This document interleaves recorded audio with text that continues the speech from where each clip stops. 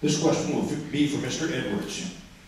The recent lawn phosphorus ban action has provided insight into the political realities involved with addressing the nutrient pollution problem.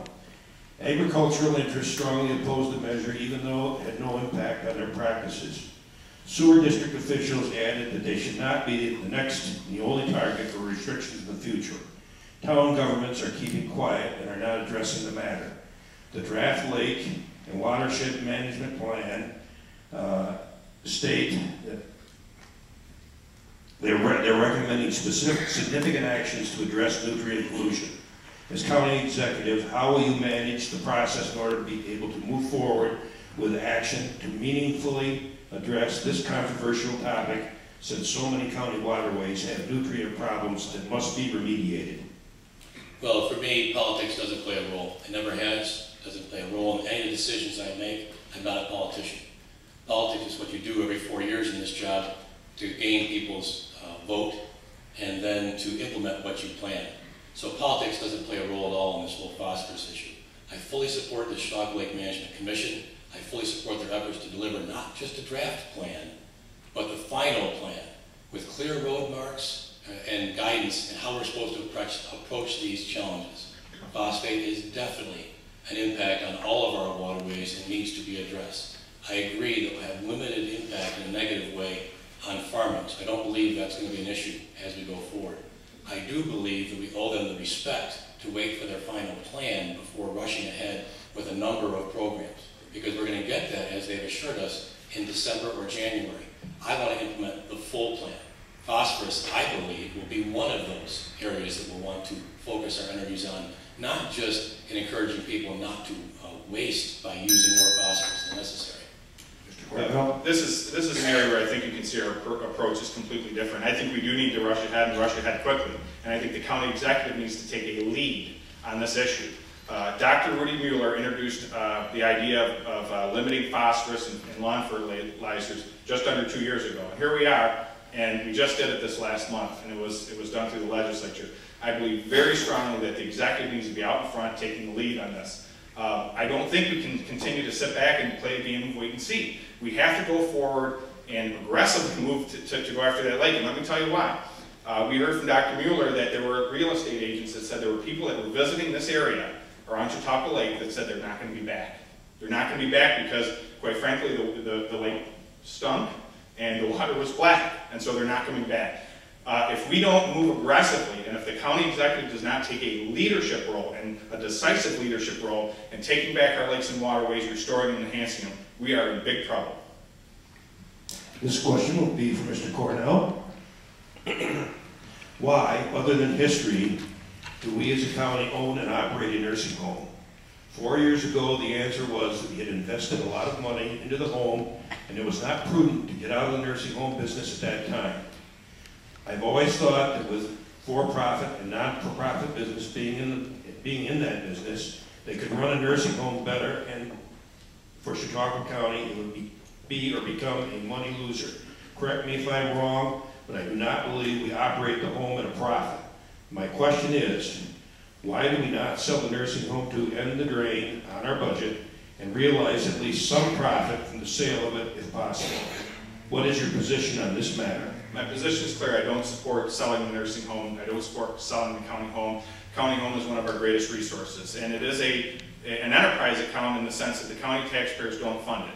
And if you look back over the years, some years the county home has done well, some years it hasn't. Right now, we just recently had a vote on transferring money through an intergovernmental transfer to help support the county home. I believe very strongly in the county home. I think we need to keep it open.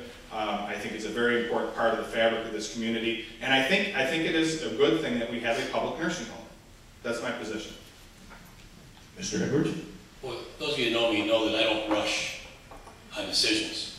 And I exercise my leadership role in trying to find the facts and trying to bring collective knowledge behind a decision, because every decision you make in this role is critical to our future. We can't afford to be rushing into things. So here's what I'm doing with regard to the county home. We're doing a business analysis of the county home and how long it can be sustained and what we are willing to invest in sustaining that asset. That's a business analysis. And that's what you compare how much investing in a facility, how much it's returning, and in this particular case, how much are we willing to continue to invest tax dollars into the county home? It's a critical piece of infrastructure for our county, recognized by the fact that it's almost 100% in the number of beds that are filled on a daily basis. My concern is in today's market, how hard those are to come by.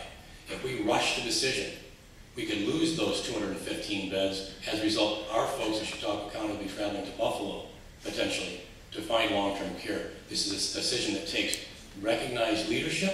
It needs to take involving the public and the private people that can make this analysis together with county government.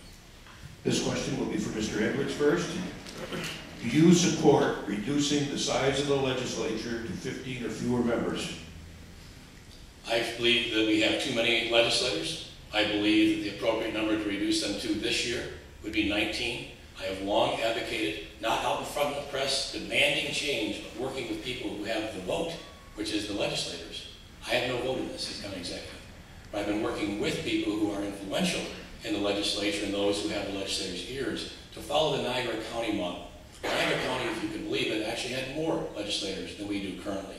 And over the course of the last 10 years, they have reduced the number of legislators. They've done it in a stepped process. They've done it analyzing the results. And so what they've done is they have steadily reduced the number of their legislators, but before going from a number to a very low number, they've done it in stages so that it can be analyzed to make sure that you're not giving up too much of that critical representation.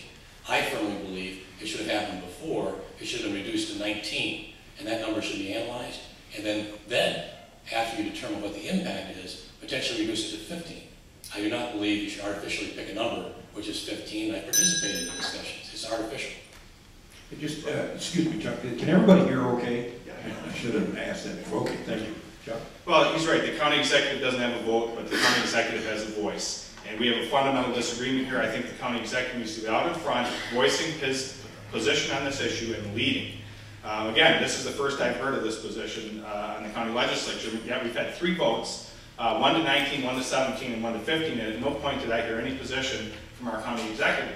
And we need to have leadership to bring these issues into fruition. Now, you can analyze things for a long time, and I think we're in a position where we're analyzing things so much that nothing's getting done. And at some point, you have to pull the trigger, you have to be willing to lead, you have to be willing to take a position on an issue and lead the county forward. Thank you. Thank you. Our next question will be for Mr. Cornell first. How committed are each of you to maintaining all non-mandated county services? Well, that's some services obviously are very, very important, but I think what we need to do is have a standard. I want to look at all the services that the county provides, not only the county government, but the 44 municipalities, and set a standard of how we can deliver services at the lowest cost and in the most effective manner. Something I've worked on as a legislator. I got, for the first time, I introduced a resolution to get the county sheriff's department and the Jamestown Police Department together to discuss ways they could become more efficient. Could lead to consolidation, it could lead to efficiencies. They just got a grant. It's the first time it's ever happened where the 2 entities have sat down. These are the things that we really need to look at if we want to have the most effective delivery service here in Chautauqua County. We need to look beyond just the county. We need to have a relationship with our municipalities where we can move forward together and try to create a system where the delivery services for Chautauqua County are at their lowest possible